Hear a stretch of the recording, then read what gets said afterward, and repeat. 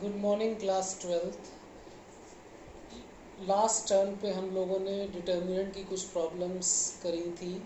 Today I am going to start the new chapter that is a relation and function. Student, class 11th में आप लोगों ने relation, function, Cartesian product ये topics पढ़े थे और इसमें आप लोग को ये बताया गया था कि कार्टिजन प्रोडक्ट या रिलेशन में डोमेन रेंज क्या होती है, इसकी जो है थोड़ी बेसिक नॉलेज दी गई थी। तो अब ये जो हमारा टॉपिक है ये रिलेशन एंड फंक्शन, उसी को आगे हमें बढ़ाते हुए इस टॉपिक को कंसीडर करना है।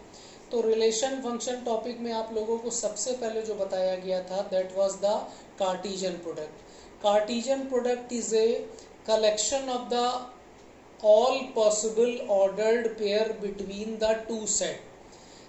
Cartesian product A cross B is a collection of all the ordered pair. तो इसको एग्जाम्पल से अगर समझे, Cartesian product, suppose A is a set whose elements are 1 3 5 1 5 7, B is a set whose elements are 2 4 8. तो number of the element in set A is 3, number of the element in set B is 3. हमें ये पता है कि set A में अगर n element हैं, set A में अगर n एलिमेंट हैं और सेट B में अगर m एलिमेंट हैं, तो इनके कार्टिजन प्रोडक्ट में जो है वो n इंटू m एलिमेंट होते हैं। ये क्लास 11th में हम लोग पढ़ चुके हैं। तो अब कार्टिजन प्रोडक्ट क्या है? Cartesian product is a collection of all the ordered pair whose first element belongs to A and second element belongs to B. तो A is 1 5 7, B is 2 4 8.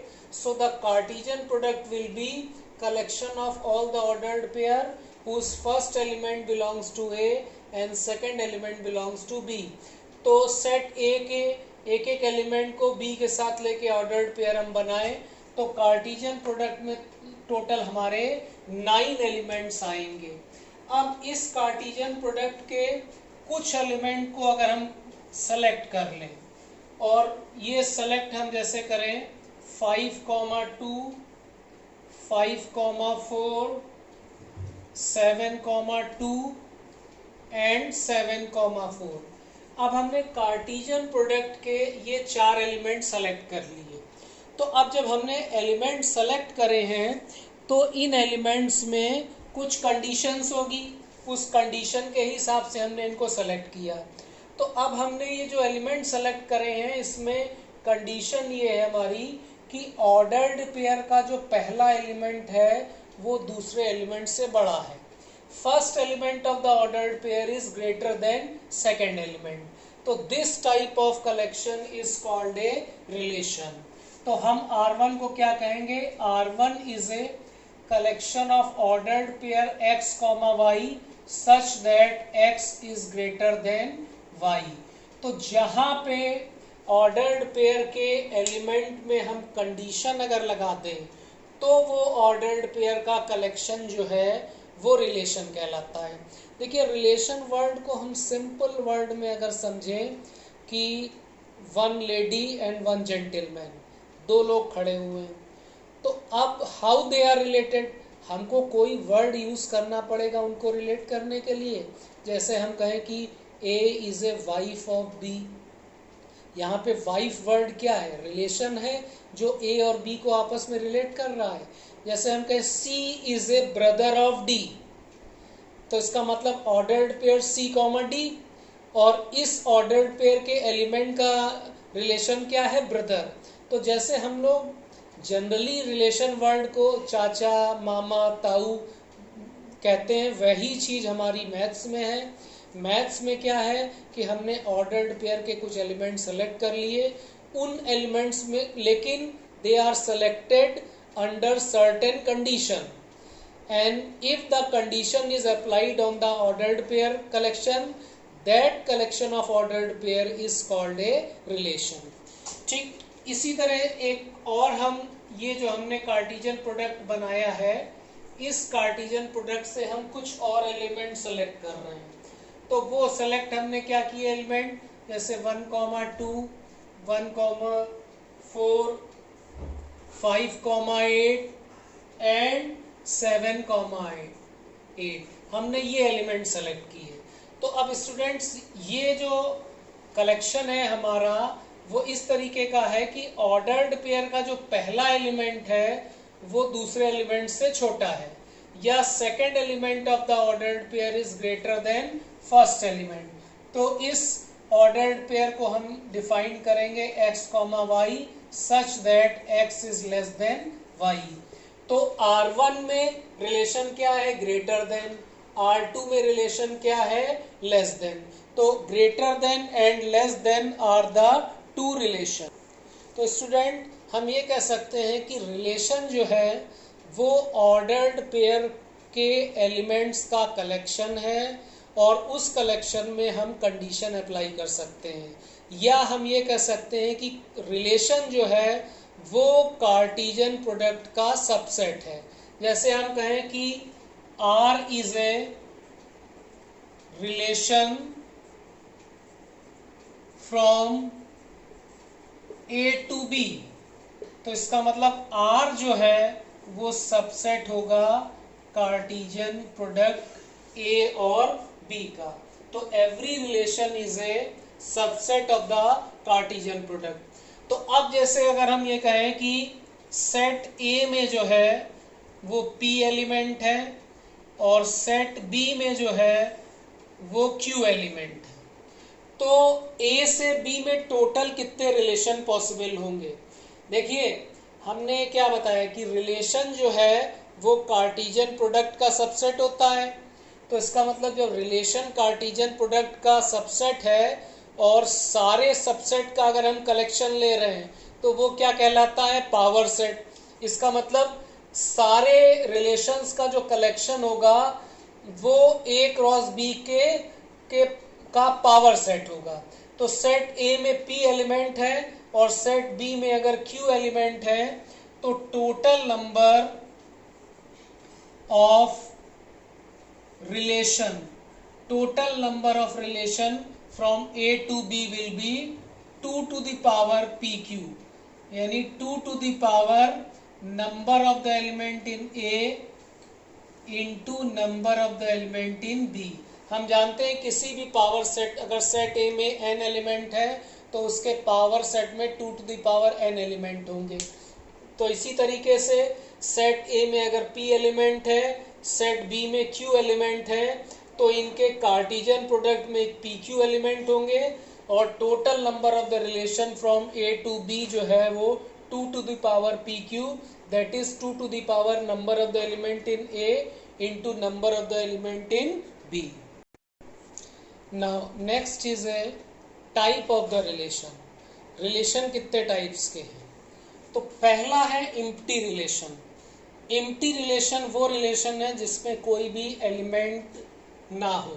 जैसे हम सपोज कर लें R is a relation from A to A और इस relation में set A का कोई भी एलिमेंट सेट A के किसी भी एलिमेंट से रिलेटेड नहीं है, तो इस रिलेशन को हम कहेंगे एम्प्टी रिलेशन।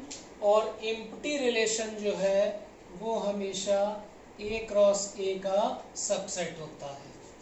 फिर इसी तरीके से अगर कोई रिलेशन A क्रॉस A से A में डिफाइंड है और सेट A का हर एलिमेंट सेट A के किसी एलिमेंट से रिलेटेड है, तो ये रिलेशन कहलाएगा हमारा यूनिवर्सल रिलेशन। और यूनिवर्सल रिलेशन जो है एक तरीके से कार्टेशियन प्रोडक्ट ही है।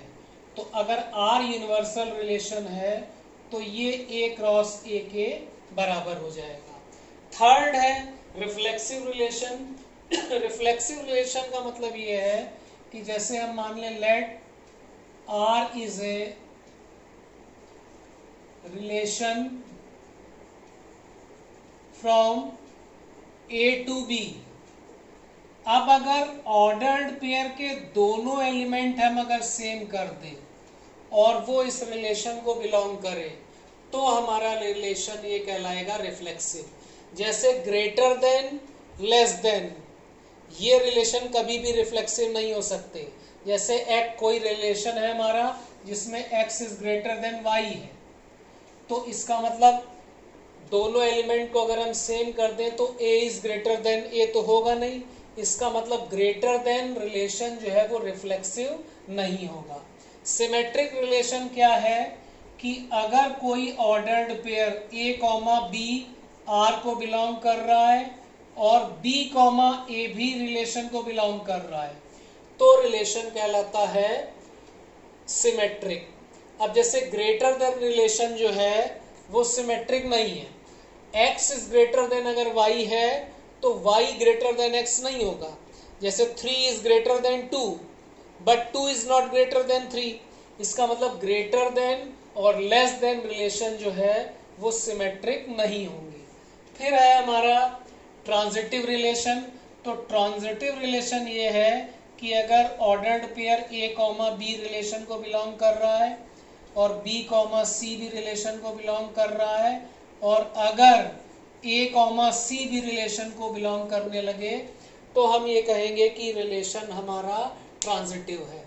यानी ordered pair a comma b belongs to relation, b comma c belongs to relation which imply a comma c belongs to relation, then relation is transitive। अब जैसे ग्रेटर देन लेस देन ये relation हमेशा transitive होते हैं। जैसे हम कहें कि 2,3 बिलोंग्स टू r, जहां पे 2 लेस देन रिलेशन है हमारा। फिर इसी तरीके से 3, b 4 belongs to r as 3 is less than 4। तो जब 3,2 रिलेशन को बिलोंग कर रहा है, 3,4 रिलेशन को बिलोंग कर रहा है तो 2,4 ये भी रिलेशन को बिलोंग करेगा क्योंकि 2 is less than 4। तो इसका मतलब लेस देन ग्रेटर देन जो रिलेशन है वो ट्रांजिटिव होंगे।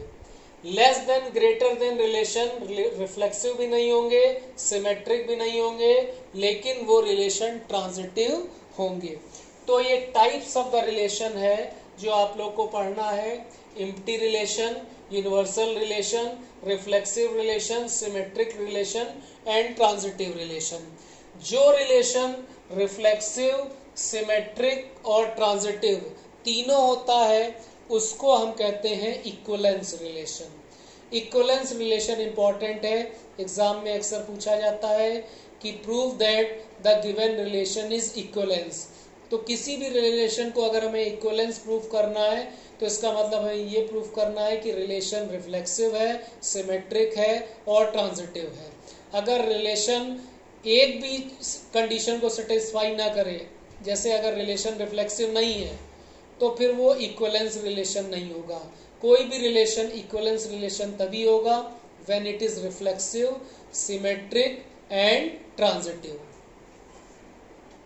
तो स्टूडेंट आज हम लोग ने ये पढ़ा रिलेशन क्या है, टाइप्स ऑफ द रिलेशन क्या है, और नेक्स्ट टर्म पे इसकी फर्स्ट एक्सरसाइज जो है जिसमें रिलेशंस के क्वेश्चंस हैं वो हम लोग करेंगे।